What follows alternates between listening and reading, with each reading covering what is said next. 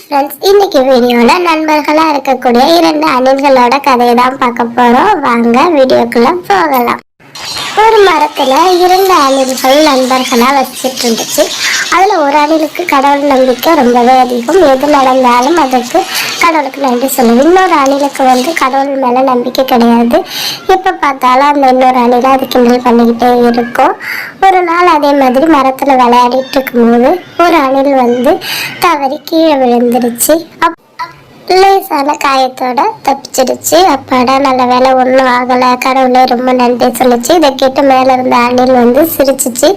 ஏன் உன் கடவுள் தள்ளி விட்டாருன்னு கேட்க வேண்டியது தானே அப்படின்னு சொல்லவும் அந்த இன்னொரு அணிலுக்கு ஒரு மாதிரி ஆயிடுச்சு. கடவுளே, நான் அப்படி விழுந்ததுக்கு ஏதாவது நான் தப்பு பண்ணியிருந்தா என்ன மன்னிச்சிடுங்க அப்படின்ட்டு அது கடவுள்கிட்ட வேண்டுச்சு.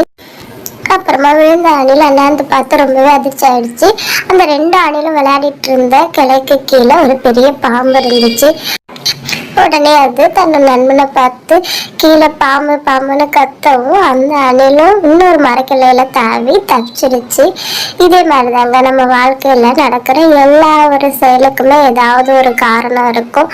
எல்லாத்துக்குமே நம்ம கடவுளை திட்டிக்கிட்டே இருக்கக்கூடாது. அதே மாதிரி இன்னொருத்தவங்க நம்பிக்கையை கேலி பண்ணவும் கூடாது.